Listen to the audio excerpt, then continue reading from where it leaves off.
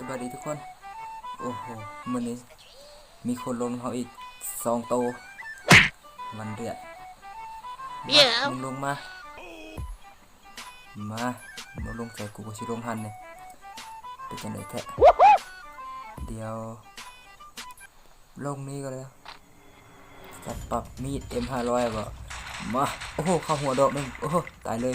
เรียบร้อยมานแทบมื้อนี้ลงมาก็ได้คิวเลยบ่ธรรมดาพาไปเรื่อยๆก่อนเอา MP40 กอด1กอด2ลูกซองโอ้ยท่าลูกซองโหดมากลูกซอง2กระบอกบ่ได้เล่นใน MP40 นะย่าบ่เล่นลูกซองก็สิก็เล่นแต่ลูกซองพกมื้อนี้จับระเบิดไปนั่นมีตัวอีกเทิงมื้อนี้ห้องสีมันคือลงมาหน่อยแต่ว่าปกติทุกคนห้องสีปกตินี่มันสิหลายเนาะคนเนาะแต่มื้อนี้ห้องสีคนลงหน่อย2คนนึงบ่น่าเชื่อเลยว่าข่อยสิลงห้องสีแล้วพอ2คนมันไปใส่มันว่าเอาเก็บเสียงก่อน AW บุริน AW ยังบ่แม่นคลิปบุริน AW ปกติห้องสีนี่มันสิเดือดนะคนมันสิลงหลายนะนี่บ่มีคนว่ะหนีไปใส่หมดแล้ววะจังหวะนี้ก็ขอเปลี่ยนอัลสกาก่อนทุกคนไปล่ามากันก่อนเพิ่นลงมากินนี่นะไปเบิ่งก่อนสองคนกับ2คนลัดมาก่อนแหละเก็บของรัวๆก่อนพี่น้องเอ้ยไปแล้วแหละบาดนี้เดี๋ยวลัดดักหน้าอีกเท่าไผวะลัดดักหน้าอีกดักหน้าไปซะบ่เก็บของก่อนถ้าหมู่มันมาก็จะยิงซ้ำเอา AK ก่อนดึง AK ส่วนหมู่ไปใส่มาวะหมู่บ่มาซ้ำไปซะละจัดไปข้างหน้ามีคน2คนกำลังบวกกันอยู่จึงเบิ่งเอาดอกบัดนี้ใส่เบิ่งลาดลาวก่อนแถวแล้ววะไอ้บ่าวไปเก็บของบ่เบิ่งหน้าเบิ่งหลังเอาหัวทะเบาะบัดนึงนี่ล้มไปสิเพิ่นมันก็มาฮอตพีคแต่เนาะเดี๋ยวๆกันเพราะว่าเมื่อยหาอะไรอยู่หอนนาฬิกาอยู่ห้อง4นะมันบ่มีคนพี่น้องก็เลยมาพีคพี่ละเลาะเบิ่งแต่พีคมันสิมีคนนะมีคนฆ่ารัวๆนี่เลยจักน้องอีหยังละฆ่ารัวๆเลยแบบนี้ช่วยด้วยจับไปซะละหมู่เพิ่นจักอยู่ไสละเก็บของรัวๆสโคป43อันเอามาหามันมีอย่างไรแท้วะสโคป4มันหลายเกินหมอนี่ก็หลายอยู่ลูกปืนนะเลาะเบิ่งแถวๆนี้ก่อนบางเทื่อมีคนบ้าวงคนก็หมดไวแท้12คนแล้วพามเบิ่งวงก่อนอยู่แถวไหนเนาะวงวงเกมนี้ก็ถ้าใครโหดก็ไล่ยิงได้ทุกคนเลยมันค่อนข้างหมดไวว่ะคนนะคนโหดหลายสงสัยสิโหดเกินเงียบแถวนี้ก็บ่มีคนเลยคนหายไปไสหมดคนเหี้ยพี่น้องเอ้ย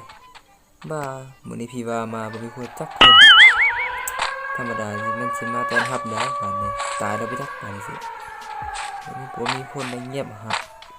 ไปไสหมดเนี่ยเงียบเฮือนหลังนี้ก็ได้หาคนก็บ่เห็น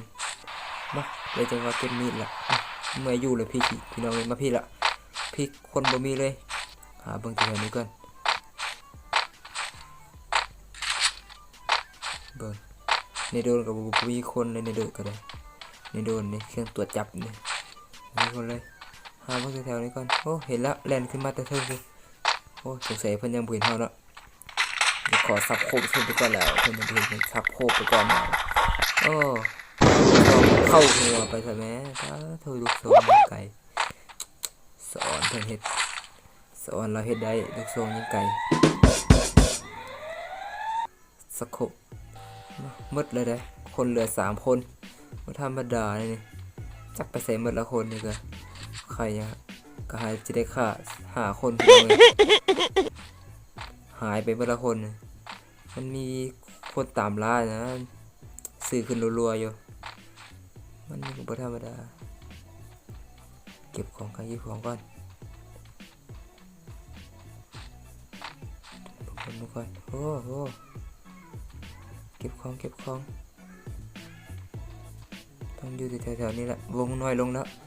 ต้องอยู่แถวนี้แหละ2 คนนะโอ้นั่นเลยมันขี่รถมาแล้วใส่แว่นคนใส่แว่นปอดโทบเบรกร้อยเลยเซ็ตแบบนี้ใส่แว่นเอาเข้าไปเลยแม่โดดเข้าไปแม็ก1แล้วใส่แว่นเพิ่นโอ้ล้นแล้วบ่โอ้สิยิงคิดตอบโต้บ่เรียบร้อยใส่แว่นโอ้ยิงดาบเพิ่นก่อนนะโอ้ยิงดาบมึงก่อนนะเจอสายแว่นนี่โหดแท้เพิ่นนี้เนาะเลาะขาเนาะเอารถเลาะขาโดยเฉพาะเลยสายแว่นนี่มีหมู่อยู่บ่โหได้หมู่มาแล้วโอ้บ่กล้าลงรถเด้อเพิ่นหมู่มันบ่กล้าลงรถทุกคนหมู่มันบ่กล้าลงรถนะใส่แว่นตัวจริงไปยักนี่บ่กล้าลงรถนี่มาเดี๋ยวขอพี่ว่ากินยาก่อนเดี๋ยวจะเจอกันใส่แว่นมาไผสินแว่นก็ไผนะในเมื่อมันบ่ลงรถนะทุกคนเนาะเฮาก็เก็บยาก่อนเก็บลูกปืนก่อนในเมื่อมันบ่ลงรถเฮาก็ดักอยู่บนนี้แล้วก่อนมันสิอ้อมต่ำให้ได้นี่แหละมันพยายามมันนี่ทุกคนมันในความพยายามของมันนี่นะกลับมาอีกแล้วกลับไปกลับมาอยู่เร็วสิบ่ไหวกลับมาได้นี่บ้าเฮาสิขึ้นรถสู้กันเดี๋ยวกับมันทุกคนมาขึ้นรถไล่สู้เดี๋ยวกับมันบัดนี้เป็ดแท้ๆยังเหลือ2-2นี่สิบ่ยอมเสียเปรียบให้มันเบิ่งเบรกรถร้อยพุ่นน่ะถ่ายไปรถกันเลยบ้ามาเลมโบกับรถกระบะไผสิชนะจังหวะนี้ก็เอาไปแล้วโค้งร้อยแล้วทุกคนเบรกร้อยแล้วมึงตายแบบนี้มึงมึงอยู่ไสมาสิไล่บีมันนี่ในเมื่อมันแว่นมาเฮาก็แว่นกลับทุกคนเบรกร้อยเลยบ่ทันมาเฉยรถนี่เซ็ตเกือบต่ำพวกไม้ทุกคนมามันสิเฮ็ดได้แว่นมาแว่นเฮาก็แว่นคืนใส่แว่นนี่มักใส่แว่นนี่มาอยู่ใส่แล้วบัดนี้จอดแล้วทุกคนใส่แว่นลงรถแล้วปะต่ำบ่ถึกบัดนี้นั่งรถอีกผิดแล้วบัดนี้ตายโอ้ยเกือบตายเฮาสิบ่ขึ้นเลยทุกคนเนาะเฮาสิรอท่าอยู่บนนี้เนาะนาทีใดวงมันก็สิออกมาให้มันลงมาใส่แว่นนี่ค่อยคิดเมียงได้แล้วทุกคนค่อยสิวางระเบิดอยู่บนนี้แล้วให้มันลงมาเหยียบบัดนี้ลงมาอีหลีว่าให้ใส่แว่น100แล้วใส่แว่นเข้าไปทำไมตายเลยใส่แว่นโหปฏิโทบ่คิดบ่หันว่ามันสิลงมาเหยียบระเบิดเลยลงมาเหยียบเลยเป็นที่คาดเดาไว้เป๊ะๆเลยใครมากคลิปนี้ก็กดไลค์กดแชร์แล้วทุกคนเด้อไปก่อนละฮ่า